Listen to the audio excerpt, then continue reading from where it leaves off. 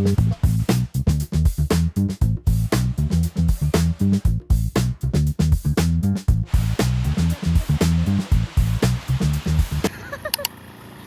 ဗီဒီယိုမှာတော့ကျွန်တော်တို့ Era 1 National Park ရဲ့9လောအထိရှိရဲ့ရေတခွန်ကိုဘယ်လိုတွေစူးစမ်းပြီးတက်ခဲ့လဲလမ်းတစ်လျှောက်ဘယ်လိုအတွေ့အကြုံတွေရခဲ့လဲဆိုတော့မျှဝေပေးထားတဲ့ဗီဒီယိုလေးဖြစ်ပါတယ်။ So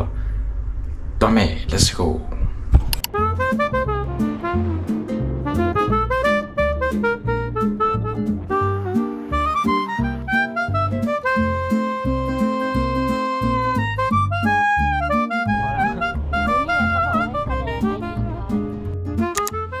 ဖတ်ကိုရောက်တာနဲ့အရင်ဆုံးဝစ်ကြေးပေးရပါတယ်။သူတို့အဲ့ဂိတ်မှာထိုင်းနိုင်ငံသားတယောက်ဆိုရင်တော့ဘတ်60ပေးရတယ်။နိုင်ငံခြားသားဆိုရင်တော့300ပေးရပါတယ်။တကယ်လို့နိုင်ငံခြားသားတယောက်ဖြစ်ပြီးတော့အသက်မပြည့်သေးဘူးဆိုတော့150ပေးရပါတယ်။တကယ်လို့ကွာထိုင်းမှာအကြောင်းတက်နေတဲ့နိုင်ငံခြားသားအကြောင်းသူတယောက်ဆိုရင်တော့ဘတ်150ပေးရပါတယ်။သူ150 short ပေးပါတယ်။ပြီးတော့ကားနဲ့လာရင်ကျတော့ parking fee 30 ဘတ်30ပဲထပ်ပေးရတယ်ပြီးဆိုင်ကယ်နဲ့လာရဲဆိုရင်တော့ပတ်20ပေးရပါတယ်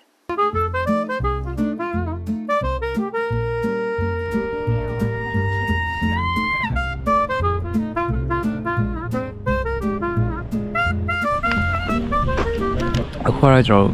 Era 1 waterfall မှာရောက်နေဖြစ်ပါတယ်ဆိုတော့ဒီ Era 1 waterfall က Era 1ရဲ့ရေတခွန်က9ဆင့်ရှိပါတော့ဒါပေမဲ့ဆိုတော့ဘယ်နှဆင့်ထိတက်နိုင်မလဲဆိုတော့ကျွန်တော်နဲ့ဒီဗီဒီယိုလေးကိုဆုံးလိုက်ကြည့်ပေးပါဦးကျွန်တော်လမ်းမလျှောက်ချင်တာနဲ့ဝင်ပေါက်ကနေဟိုအထက်ထိပို့ပေးတဲ့ရှက်တဲ့ခတ်ကိုပဲဆက်ပတ်ပေးပြီးစီးသွားလိုက်ပါတယ်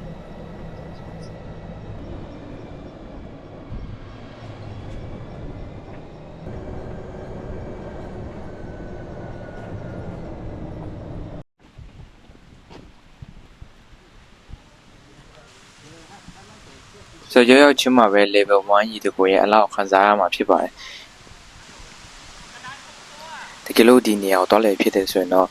ကိုယ့်ရဲ့ပစ္စည်းတွေတည်တည်ချာချာတင်သွားပါဘာလို့လဲဆိုတော့ဒီနားမြောက်တယ်လက်ဆော့ပါတယ်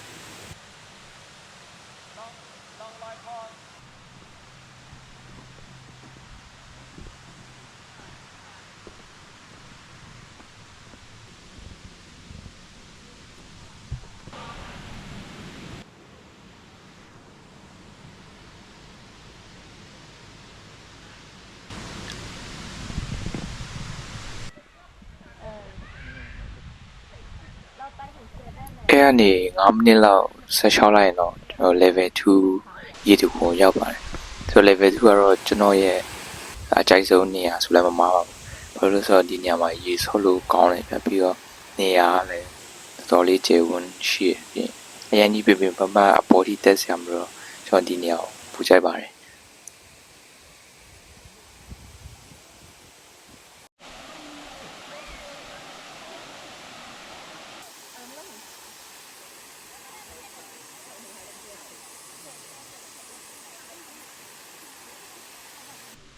ပြီးတော့ level 3မတက်ခင်မှာတော့ gate တစ်ခုရှိပါတယ်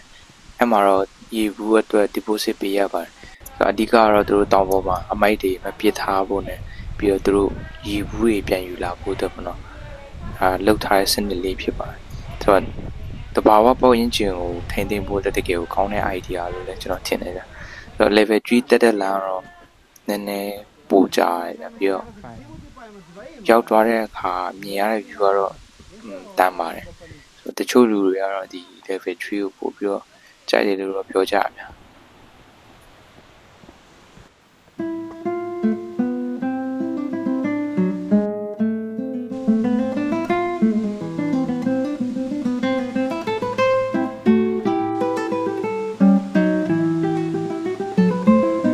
ဆိုတော့ဒါကတော့ level 3ရေတခွန်ဖြစ်ပါတယ်အကယ်၍ကိုကရေဆော့ချင်တယ်ရေကူးချင်တယ်ဆိုတော့ကျွန်တော်တို့ life jacket ငားရမှာဖြစ်ပါတယ်သူတို့အောက်မှာငားတဲ့နေရာထားပေးပါတယ်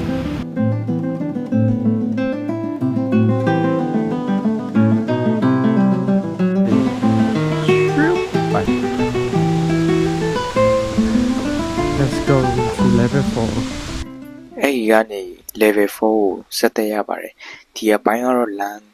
ပို့ပြီးတော့မတ်တယ်ပြီးတော့တက်ရလဲတော်တော်လေးကိုမောပါတယ်တုံးထောင်းနေရ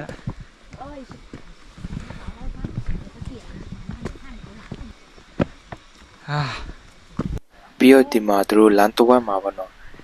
နေရာနားဖို့အတွက်လှုပ်ထားပြီးတဲ့နေရာကလည်းတော်တော်လေးအေးစစ်စစ်လေးဖြစ်ပါတယ်ဆိုတော့ကျွန်တော်တို့လည်းဒီမှာ10မိနစ်15မိနစ်လောက်နားပြီးမှပြန်ဆက်သက်ခဲ့ပါတယ်ခွာရေကွန် level 4ရောက်ခါနေပြီပေါ့နော်တော်လေးလဲပူနေကြရာဒီဦးတို့ကတော်လေးပူပဲဆိုတော့ဒီပါ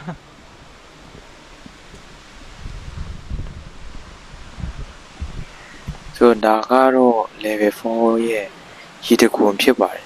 ဆိုတော့ကျွန်တော်အနေနဲ့တော့ဒါရေတခွန်လို့မခံစားရပဲကျွန်တော် level 5ကိုတက်တဲ့အချိန်ကျရင်တော့ကျွန်တော်ထင်ထားတာထက်ပိုပြီးတော့အချိန်ကြာပါတယ်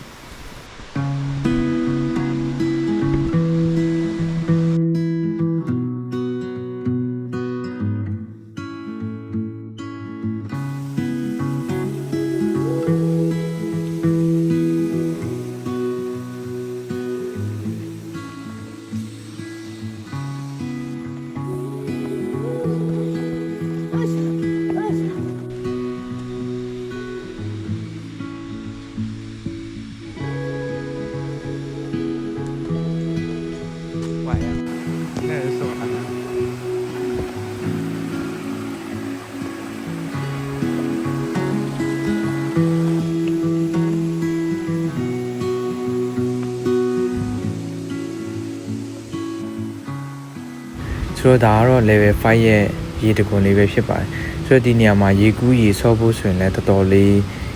တင်းတော်ရဲ့နေရာလို့ကျွန်တော်ထင်မိရပါလို့ဆိုတော့ဒီနေရာမှာအရေးတစ်ပင်ရိတ်တွေလည်းများရတယ်ဆိုတော့တော်တော်လေးမိုက်ပါတယ်ဒီနေရာလည်းဒါကတော့ level 6နဲ့ level 7သွားမဲ့လမ်းဖြစ်ပါတယ်ဆိုတော့ level 7မှာကတော့သူတို့3နာရီ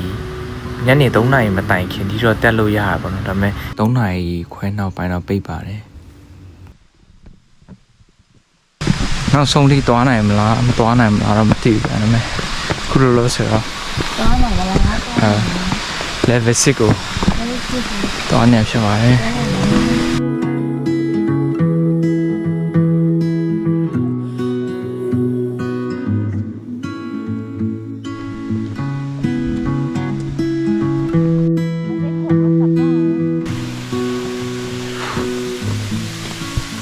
တော်လေးတော့မောနေကြ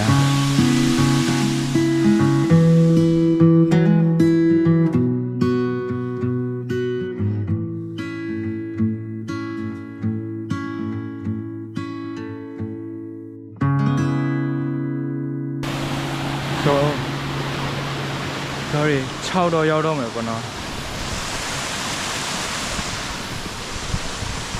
အခုတော့ဒီမှာခြေတော့ကြိုက်တဲ့ဟာကို try ကြည့်နေတာဖြစ်ပါတယ်ဒီကတည်းဒီငါးတွေကကျွန်တော်တို့ခြေထောက်ကို clean လုပ်ပြီးလို့ပြောပါတော့ဒါပေမဲ့ကျွန်တော်ခန်းစားကြည့်ရတော့ခြေထောက်ကျင်နေတယ်လို့မျိုးခန်းစားရတာ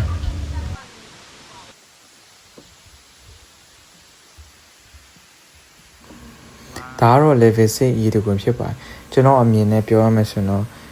ရေတခွန်ကအလောက်ကြီးစိတ်ဝင်စားဖို့လည်းမကောင်းဗျာ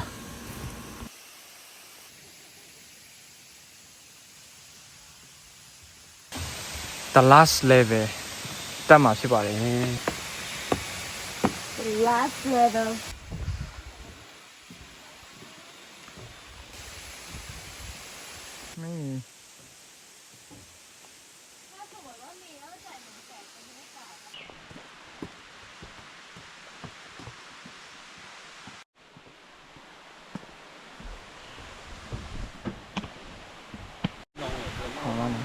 ဒါကတော့ကျွန်တော်တို့တနေကုန်စောင့်မျှော်နေတဲ့ level 7ရေတခွန်လေးပဲရှိပါတယ်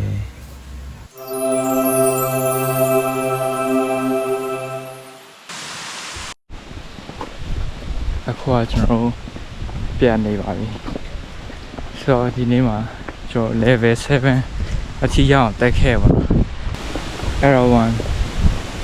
ရေတခွန်ရဲ့ experience ကို no hey bye go go go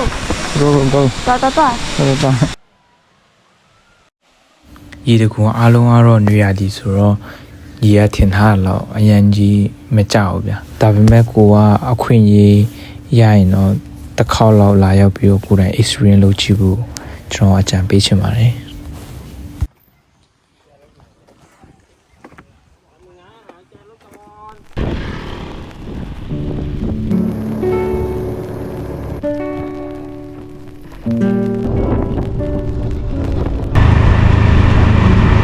ตอนนี้เรากลับบ้านแล้วครับ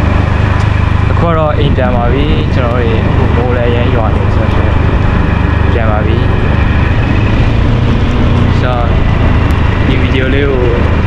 ကြည့်ရှုပေးတဲ့သူရောက်ချင်းစီတိုင်းကိုကျေးဇူးများတင်ပါတယ်အားလုံးပဲ see you next in the video ပါ bye bye